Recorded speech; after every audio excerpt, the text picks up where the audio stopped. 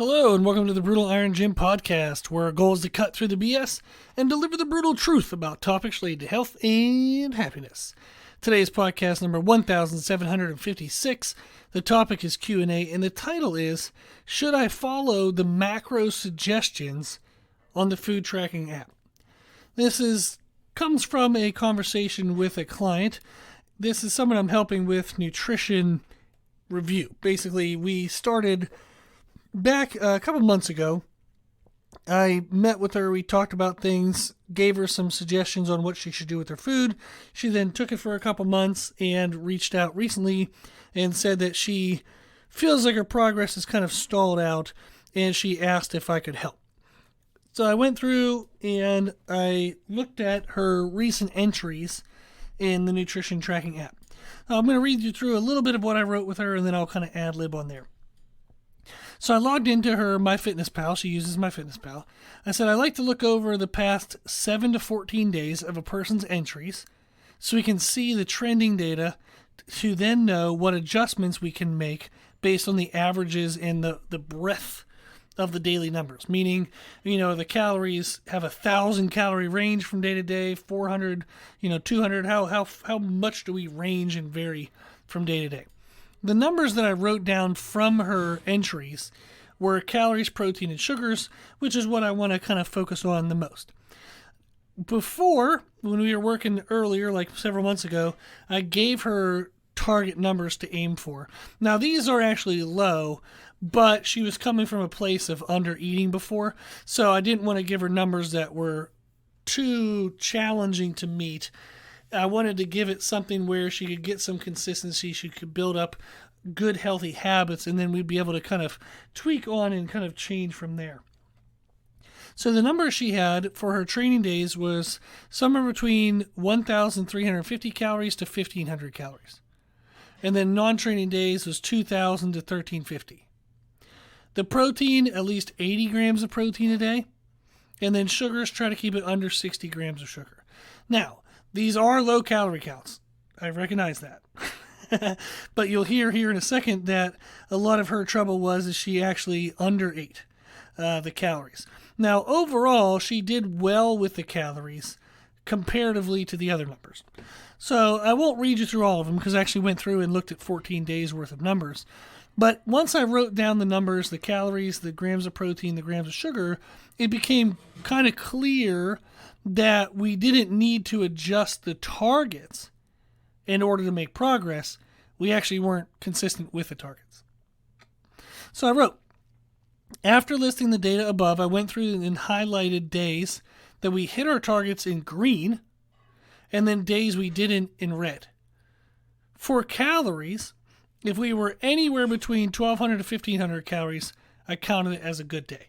So even if she ate the training day calories on a non-training day or vice versa, it didn't matter. I just, as long as you're somewhere within the range that we wanted.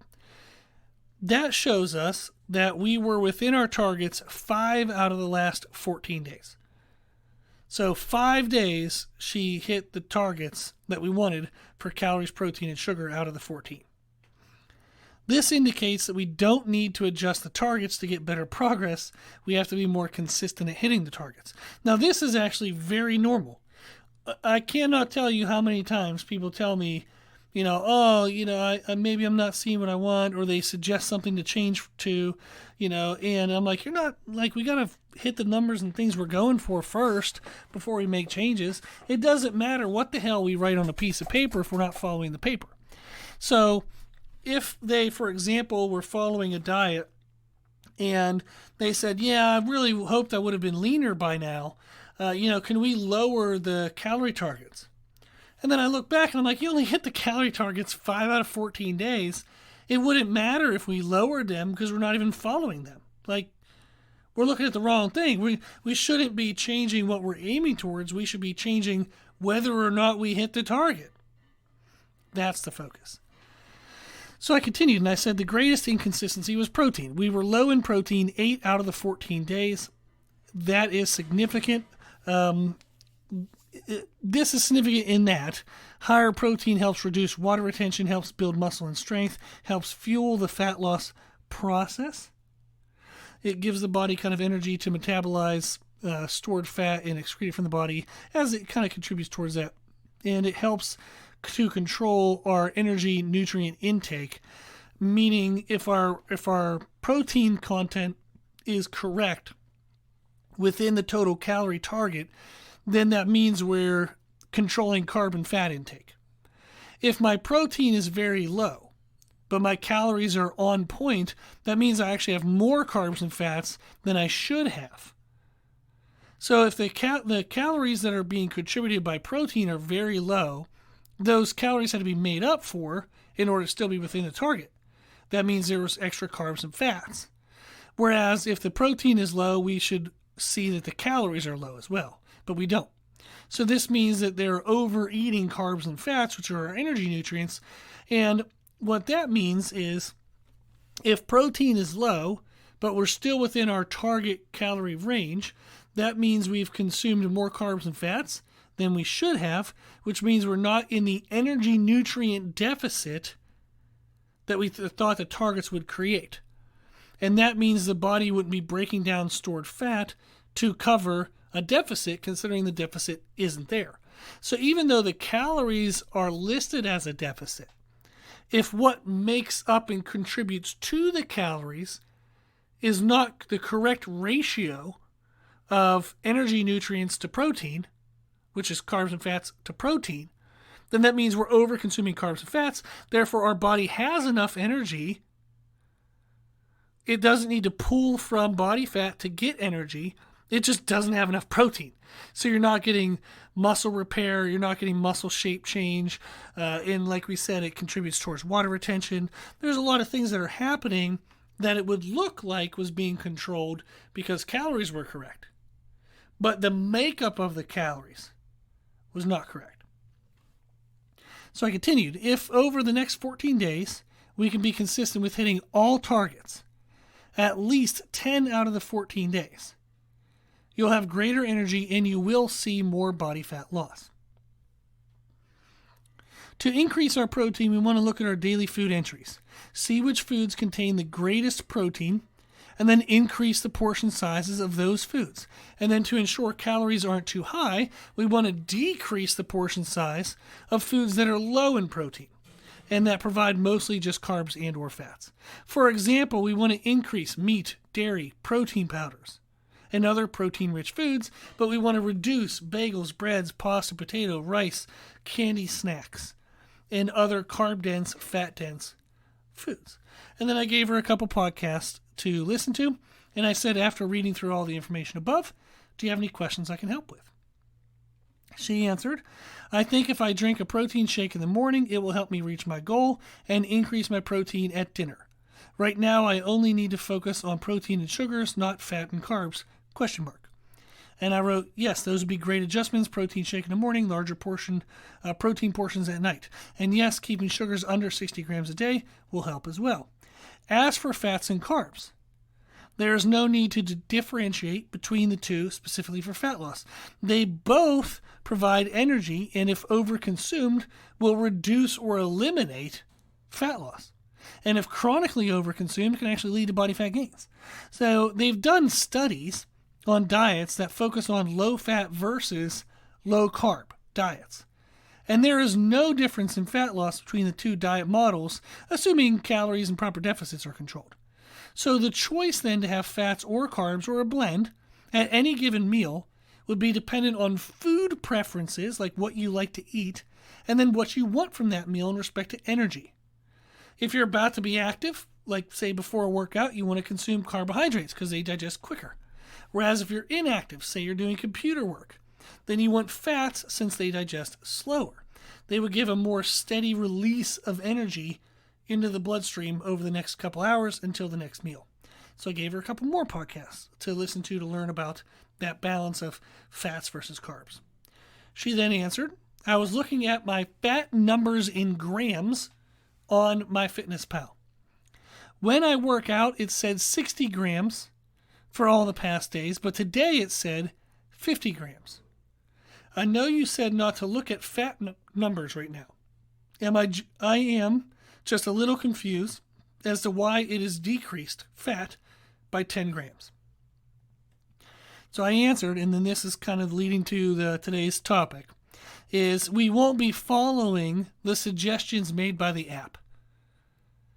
Most nutrition tracking apps legally have to follow, or there's definitely a favoritism to follow, government acceptable nutritional standards, which are set with the intent to kind of control health as defined by like blood marker issues such as blood pressure, cholesterol, diabetes, and the overall intent to reduce obesity, which is through weight loss, but it doesn't have any focus, any attention given to body composition. So it wants weight loss, not specifically fat loss. Nutrition tracking apps want weight loss, tissue loss. They don't care if it's muscle tissue or fat tissue. They just want tissue gone. They want weight gone. So the recommendations by the apps will help you lose weight, but they don't have any considerations for whether you're losing muscle versus fat, or how you feel through the process. Do you have good energy, low energy? How's your digestive quality? Are you eating foods you enjoy? Like, it doesn't have any of that considered. The general ratio that those apps promote is 30% fat, 50% carbohydrates, and 20% protein. And most apps adjust the recommended grams per day based on the recommended caloric needs for the day, which is why you might see the grams change. So if they know you're going to exercise and your type of exercise typically burns 250 calories, they believe you can eat 250 calories extra. Therefore, they'll increase the grams of fats, carbs, and protein in order to make up for that 250 calories, but it's based on the percentages of 30% fat, 50% carbs, 20% protein. Now, this is a general kind of how most apps work. I guarantee there are apps that are slightly different or tweaked in other ways, but this is generally how they work. The numbers that I provide to my clients, and I told this client there's more steps that we could take in the future, but the numbers that I give, they account for blood marker health. They account for quote-unquote health. But they also account for energy balance, digestion quality, and body composition.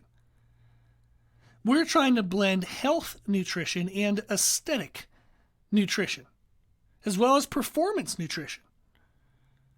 And they're all slightly different models of nutritional management.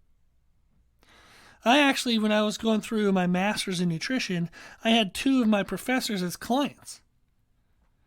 Because although they knew health nutrition, I mean, gosh, they're freaking geniuses when it comes to health nutrition.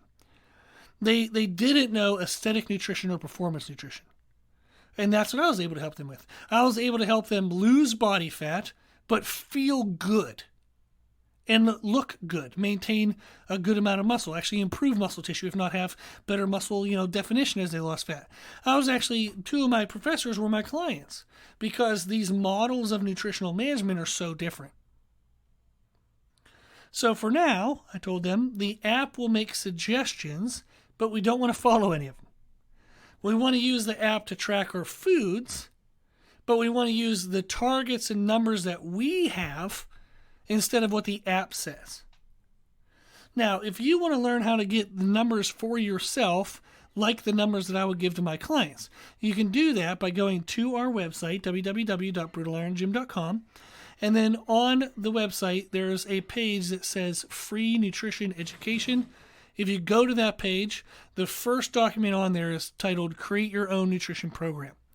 You can view it, you can print it, and it'll tell you the calories you should have, the grams of protein you should have, and then that dictates what to do with your carbs and fats. So all of that is totally for free. You don't have to hire me to get the numbers. Go to our website, go to Free Nutrition Education, click on the document, Create Your Own Nutrition Program. So, when it comes to macronutrient suggestions on food tracking apps, I personally would not follow them. I would follow the correct amount of calories and protein, as you would find out by the document that we have on our website. And then you eat carbs and fats based on what you need at each meal. So we have a podcast that I wanted her to listen to that I think everyone else will benefit from as well. It's podcast 1537. You can find that podcast on our website, www.brutalirongym.com. Podcast 1537. It's a nutrition podcast titled, What Makes a Good Meal Good? And what makes a good meal good depends on what you need from that meal. And what you need from that meal will determine whether you should favor carbs or fats, or if you can have a blend. Okay? What makes a good meal good? Podcast 1537. Okay, so when it comes to food tracking apps, do not follow their suggestions. Go to the link in the document we sent on our website. Find the proper numbers for you. That will balance health nutrition as well as aesthetic and performance nutrition. If you have any follow-up questions, shoot me an email at brutalirongym@gmail.com. If you'd like help and coaching like I do with this client and all my clients, you can check out our one-on-one coaching services we have on our website. And again, that's www.brutalirongym.com. Okay, if you like the podcast, please share the podcast. If you like the podcast, please consider donating to support the podcast, which you can do on the website. And if you like the information we share in the podcast, you can find more from us on our social media channels. You can find us and follow us on Instagram and YouTube under the name Brutal Iron Gym. As always, I hope this was helpful, and thank you for listening.